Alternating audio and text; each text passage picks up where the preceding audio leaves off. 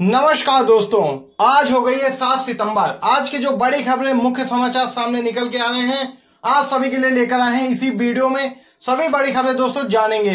उससे पहले दोस्तों आपसे एक रिक्वेस्ट भी है, अगर आप पहली बार हमारे यूट्यूब चैनल पर विजिट कर रहे हैं तो लाल कलर के बटन को दबाकर पास ही बने बेल के आइकन को भी जरूर दबाइएगा।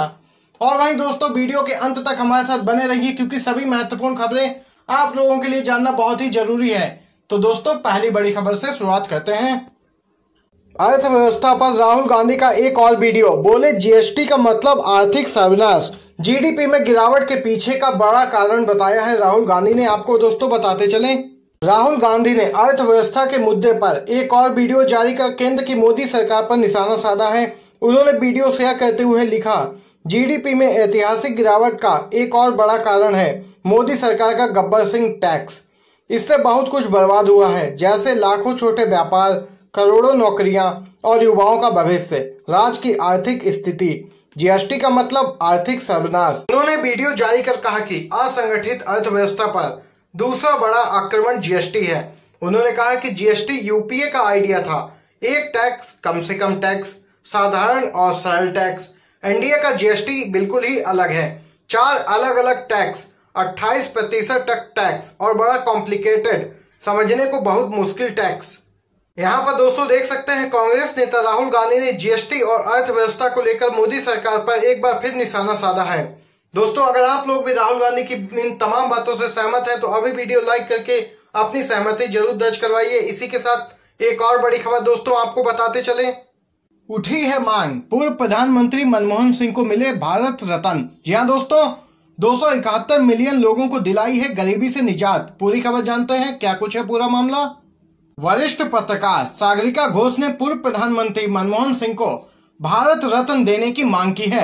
उन्होंने अपने एक ब्लॉग में लिखा कि जब भारत के 13वें राष्ट्रपति और भारत रत्न प्रणब मुखर्जी का निधन हुआ तो मनमोहन सिंह अपने पूर्व सहयोगी की प्रशंसा में अडिग थे। पत्रकार कहते हैं कि मनमोहन सिंह साल 1991 में जब वित्त मंत्री बने, उन्होंने कई बड़े बदलाव किए। पीवी नरसिम्हा राव के समर्थन से उन्होंने दशकों से चल रहे मजबूत नियंत्रण से अर्थव्यवस्था को मुक्त किया।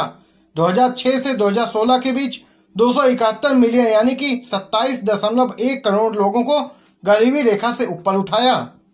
तो देख सकते हैं दोस्तों, इसी सब को लेकर वरिष्ठ पत्रकार सागरिका घोष ने पूर्व प्रधानमंत्री मनमोहन सिंह को भारत रत्न देने की मांग की है। अगर दोस्तों आप लोग भी पत्रकार सागरिका घोष की इन तमाम बातों से सहमत हैं तो वीडियो को लाइक करके अपना समर्थन जरूर दर्ज करवाइए। इसी के साथ एक और खबर जानते हैं दोस्तों। बड़ी खबर दोस्तों हरियाणा राज्य से निकल के आ रही है। बीजेपी सरकार ने कर्ज और घाटे के जाल में फंसा दिया हरियाणा को। कैग ने खोली खट्टर सरकार के वित्तीय कुप्रबंधन की पोल। पूरी खबर क्या कुछ है दोस्तों आपको बताते चले। हरियाणा के मुख्यमंत्री मनोहर लाल खट्टर ने अपने पिछले कार्यकाल में हरियाणा प्रदेश को वित्तीय कुप्रबंधन और कर्ज के जाल में बुरी तरह ढकेल दिया। हालात यह है कि प्रदेश पर कर्ज बढ़ने की दर 167% है, यानी कि 167%। न सिर्फ यह राजस्व घाटा वाला राज्य बन रहा है, बल्कि राजकोषीय घाटा भी लक्ष्य से काफी अधिक रहा। यहाँ तक कि राज्य की आरक्षित नीति का भी गलत उपयोग किया गया। जनसंख्या के आधार पर 18वें बड़े राज्य और 7 लाख करोड़ जीडीपी वाले प्रदेश को बीजेपी सरकार ने ऋण आधारित अर्थव्यवस्था के मुश्किल ट्रैप में ढकेल दिया है। यह हालात भी कोरोना काल के पहले के हैं। जाहिर है कोरोना के बाद हालात और भी भयावह होने वाले हैं। वहीं बीजेपी सरकार पर प्रदेश को कर्ज के दलदल में ढकेलने के आरोपों की तस्दीक कैब की रिपोर्ट ने कर दी है। यह बड़ी खबर दोस्तों हरियाणा से सामने निकल के आई। इसी के साथ एक और बड़ी खबर आपको बताते चलें। पत्रकार रवीश कुमार ने एक बार फिर से कसा है तंज मोदी सरकार पर। सिर्फ रेलवे की परीक्षा की तारीख का ऐलान कर नौजवानों में फूट डालने का काम ना करे सरकार। पूरी खबर दोस्तों आपको बताते चले। वरिष्ठ पत्रकार रवीश कुमार ने आरोप लगाया है कि केंद्र सरकार ने रेलवे की परीक्षाओं की तारीख का ऐलान नौजवानों में फूट डालने के लिए कर दिया है। रेल मंत्री पीयूष गोयल ने देश भर के छात्रों के आंदोलन को देखते हुए आखिरकार ट्विटर अकाउंट पर रेलवे की लंबित परीक्षा दिसंबर में कराने का ऐलान किया है। छात्रों ने शिक्षक दिवस यानी कि बीते 5 सितंबर को शाम 5 बजे ताली बजाकर सरकार को इस मामले पर जगाने की कोशिश की थी। वहीं रवीश कुमार ने आगे कहा कि युवा रेलवे भर्तियों की मांग को लेकर ट्विटर पर आंदोलन चला रहे थे, लेकिन लाखों ट्वीट होने के बाद भी केंद्रीय रेल मंत्री पीयूष गोयल ने इस मुद्दे पर चुप्पी साधे रखी। रवीश कुमार के अनुसार सरकार ने कोरोना वायरस लॉकडाउन के चलते कहा था कि इस साल रेलवे में नई भर्तियां नहीं होंगी, लेकिन छात्रों के आंदोलन के चलते सरकार को ऐलान करने के लिए मजबूर होना पड़ा। तो ये बड़ी खबर सामने निकल गई दोस्तों वरिष्ठ पत्रकार रवीश कुमार की तरफ से। इसी के साथ एक और बड़ी खबर आपको बताते चले। हिंदुस्तान का छात्र बोला, मोदी का सिंहासन डोला। पूर्व IAS ने लिखा तो उमड़ पड़े लोग, मोदी सरकार पर साधने लगे निशाना। जानते हैं क्या कुछ है खबर दोस्तों। कोरोना संकट और लॉकडाउन के बाद नीट JEE परीक्षा करवाने, बेरोजगारी, सरकारी भर्तियों में देरी को लेकर देश में मोदी सरकार को लेकर भी अब विरोध के स्वर उठने लग गए हैं। इसी क्रम में पूर्व IAS सूर्य प्रताप सिंह ने देश में छात्रों के बीच मोदी सरकार को लेकर असंतोष के मुद्दे को उठाया है। पूर्व IAS सूर्य प्रताप सिंह ने अपने ट्वीट में लिखा, हिंदुस्तान का छात्र बोला, मोदी का सिंहासन डोला। वहीं सूर्य प्रताप सिंह के इस ट्वीट के बाद तो लोगों ने मोदी सरकार को जमकर ट्रोल किया। वहीं एक यूजर ने लिखा कि गूंगा नहीं बस मौन था, सब कुछ गवाकर देश को पता चला सरदार कौन था।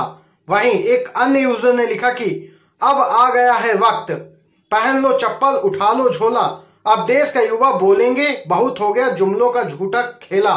जी हाँ दोस्तों, इसी प्रकार के तमाम ट्वीट्स करके यहाँ पर मोदी सरकार को जमकर ट्रोल किया है लोगों ने और यहाँ पर मोदी सरकार की खिल्ली उड़ गई है। तो देख सकते हैं दोस्तों, इन लोगों ने 6 साल में देश और यहाँ रहने वाले लोगों के साथ ही सामाजिक आर्थिक रूप से बर्बाद कर दिया। इन लोगों ने लोकतंत्र और संवैधानिक मूल्यों को भी बर्बाद करके रख दिया है। मोदी और गोदी मीडिया देश में सबसे बड़े झूठे और ठग हैं। यहाँ पर ये तमाम बातें कही हैं सोशल मीडिया यूजर्स ने। इसी के साथ दोस्तों एक और बड़ी खबर आपको बताते चलें। बिहार चुनाव 2020 को लेकर RJD ने जारी किया एक नया पोस्टर, नई सोच नया बिहार, युवा सरकार अब की बार। जी हाँ दोस्तों, बिहार में कोरोना संकट के बीच आगामी विधानसभा चुनाव को लेकर अब सभी पार्टियों ने अपनी कमर कस ली है। एक दूसरे पर आरोप प्रत्यारोप का भी दौर शुरू हो चुका है। इसी बीच RJD ने एक नया पोस्टर जारी किया है। पोस्टर में नेता प्रतिपक्ष तेजस्वी यादव की तस्वीर के साथ लिखा है कि नई सोच नया बिहार, युवा सरकार अब की बार। जी हाँ दोस्तों, आगे खबर आपको बताते चलें। पोस्टर के जरिए RJD ने इशारा किया कि नीतीश कुमार अब ओल्ड हो गए हैं, बिहार में इस बार नई सोच वाले नेता को एक मौका मिलना चाहिए। दरअसल बिहार में पोस्टरबाजी की ये कोई पहली घटना नहीं है। इससे पहले लालू यादव के जन्मदिन के दिन भी JDU ने एक पोस्टर जारी किया था। वहीं देखने वाली बात अभी होगी कि तेजस्वी यादव के इस पोस्टर के बाद JDU की तरफ से क्या प्रतिक्रिया सामने निकल के आती है।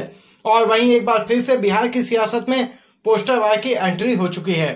वहीं दोस्तों एक और बड़ी खबर आपको बताते चलें। मस्जिद बनाने के लिए परमिशन ली है या नहीं, प्रधानमंत्री ने सभी मस्जिदों के निर्माण की जांच का दिया आदेश। पूरी खबर जानते हैं दोस्तों। मस्जिद बनाने के लिए परमिशन ली है या नहीं, बांग्लादेश में अब सभी मस्जिदों की जांच कराई जाएगी। देश की प्रधानमंत्री शेख हसीना ने कहा कि देश में बनी सभी मस्जिदों की जांच कराना बेहद जरूरी है। इस बात की जांच होनी जरूरी है कि निर्माण और मस्जिद की रूपरेखा को लेकर संबंधित अथॉरिटी से इजाजत ली गई थी या नहीं। तो यहाँ पर देख सकते हैं दोस्तों, बांग्लादेश से ये बड़ी खबर निकल के आई है, जहाँ की प्रधानमंत्री ने कहा है कि इस बात की जांच कराई जाएगी कि जिस जगह पे मस्जिद का निर्माण किया गया है, क्या वो जगह मस्जिद बनाने या इस तरह के कंस्ट्रक्शन को करने के लिए उचित है या नहीं। इसी के साथ दोस्तों एक और बड़ी खबर आपको बताते चलें। कंगना के बयान पर मचा है बवाल। शिवसेना नेता संजय राउत ने कहा, कंगना राउत ने मुंबई को मिनी पाकिस्तान कहा है, क्या वे अहमदाबाद को ऐसा कहने की हिम्मत कर सकती हैं? जानते हैं दोस्तों पूरी खबर। कंगना रनौत के उस बयान पर विवाद थमने का नाम नहीं ले रहा है, जिसमें उन्होंने मुंबई की तुलना पाकिस्तान के कब्जे वाले कश्मीर से की थी। शिवसेना सांसद और वरिष्ठ नेता संजय राउत इसे लेकर लगातार एक्ट्रेस पर हमलावर हैं। आपको बताते चलें दोस्तों, संजय राउत द्वारा दिए गए एक बयान में उन्होंने कंगना के लिए कुछ आपत्तिजनक शब्दों का इस्तेमाल किया था, जिसका विरोध हो रहा है और उनसे एक्ट्रेस से माफी मांगने की मांग की जा रही है। हालांकि संजय राउत चाहते हैं कि पहले कंगना अपने बयान के लिए माफी मांगे। संजय राउत ने कहा, अगर यह लड़की यानी कि कंगना रनौत महाराष्ट्र से माफी मांगती हैं, तब मैं इस बारे में सोच सकता हूं। उसने मुंबई को मिनी पाकिस्तान कहा, क्या उसमें अहमदाबाद के बारे में ऐसा कहने की हिम्मत है? तो यहाँ पर ये ट्वीट कर संजय राउत ने बात कही है दोस्तों। तो देख सकते हैं दोस्तों, कंगना के बयान पर ये बवाल मचा है। यहाँ पर एक समय ठन गई है कंगना रनौत और संजय राउत के बीच। इसी के साथ एक और बड़ी खबर आपको बताते चलें। लखीमपुर में पूर्व विधायक की हत्या, कांग्रेस का योगी सरकार पर हमला। यूपी सरकार में नहीं है कोई कानून व्यवस्था, बन गया है पूरा जंगल राज। पूरी खबर जानते हैं दोस्तों। उत्तर प्रदेश के लखीमपुर के पूर्व विधायक निर्वेंद्र मिश्रा की हत्या कर दी गई। निर्वेंद्र मिश्रा की हत्या पर उत्तर प्रदेश कांग्रेस ने प्रदेश की योगी सरकार पर हमला करते हुए कहा कि यूपी का जंगल राज भयावह है और योगी सरकार सो रही है। पिछले कुछ महीनों में उत्तर प्रदेश में अपराध की घटनाएं तेजी से बढ़ी हैं। लूटपाट और कत्ल की बढ़ती वारदातों को लेकर राज्य के विपक्षी दल योगी सरकार पर लगातार हमला बोल रहे हैं। अब लखीमपुर के पूर्व विधायक की हत्या कर दी गई है। इस हत्या पर कांग्रेस ने योगी सरकार पर जमकर निशाना साधा है। उत्तर प्रदेश की कांग्रेस इकाई ने एक ट्वीट करते हुए कहा कि यूपी में गृह विभाग का जिम्मेदार कौन है। लखीमपुर में पूर्व विधायक की हत्या हो गई। बीते 22 दिनों में रेप और हत्या की 4 घटनाएं हो गई। कौन सी छुट्टी लेकर सो रहा है गृह विभाग कि उसे ये जंगल राज यूपी में दिख ही नहीं रहा है। तो देख सकते हैं दोस्तों, ये बड़ी खबर उत्तर प्रदेश से निकल के आई, जहां पर लगातार विपक्षी पार्टी योगी सरकार पर हमलावर है। इसी के साथ दोस्तों एक और बड़ी खबर आपको बताते चलें। केंद्र और मीडिया पर मनीष सिसोदिया का तंज, चीन ने हमारी जमीन छोड़ दी, बस देश की अब एक ही समस्या है। पूरी खबर जानते हैं दोस्तों, क्या कुछ है पूरा मामला।